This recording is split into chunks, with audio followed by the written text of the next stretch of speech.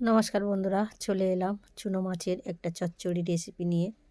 চুনো মাছ তো শরীরের পক্ষে উপকার, সব বন্ধুরাই জানেন। প্রচুর পরিমাণে ক্যালসিয়াম থাকে। তাহলে দেখে নিন আমি কিভাবে করেছি।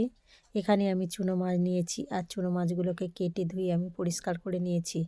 এর মধ্যে লবণ হলুদ মাখিয়ে আমি মাছগুলোকে ভেজে নিয়েছি। দেখতে পাচ্ছেন মাছগুলো আমার ভাজা হয়ে গেছে। এদিকে আমি কেটে নিয়েছি পেঁয়াজ কলি, পেঁয়াজ, কাঁচা লঙ্কা আর টমেটো।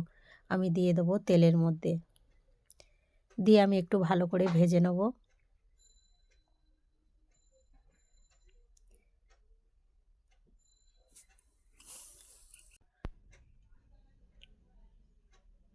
ভালোভাবে আমার ভাজা হয়ে গেছে।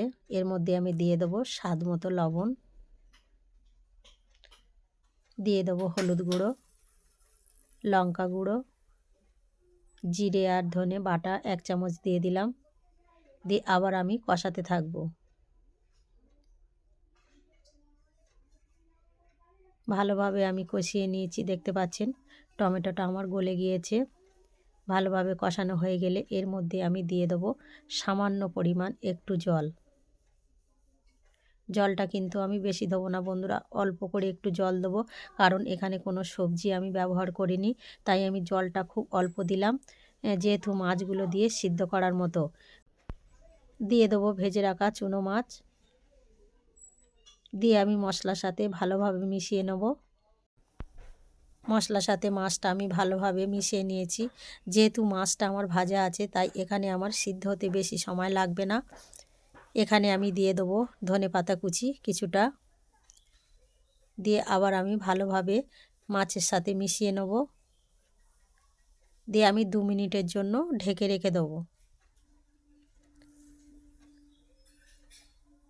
2 মিনিট পরে ফিরে এলাম। দেখতে পাচ্ছেন বন্ধুরা, একদম আমার রেডি চুনো মাছের চচ্চড়ি। বন্ধুরা, আমার এই রেসিপি যদি আপনাদের ভালো লেগে থাকে তাহলে লাইক, শেয়ার, কমেন্ট ও সাবস্ক্রাইব করবেন। আর ফেসবুক থেকে দেখলে আমার পেজটাকে ফলো করে পাশে থাকবেন। এই দেখুন বন্ধুরা, একদম রেডি হয়ে গেছে, আর খেতে কিন্তু খুব সুস্বাদু হয়। একদম রেডি হয়ে গেছে, এবার আমি নামিয়ে নেব। এই দেখুন বন্ধুরা, একদম রেডি চুনো মাছের চচ্চড়ি। বন্ধুরা, চুনো মাছ চচ্চড়ি তো সবাই জানেন। আমার রান্নাটা কেমন হয়েছে অবশ্যই কমেন্ট করে জানাতে ভুলবেন না।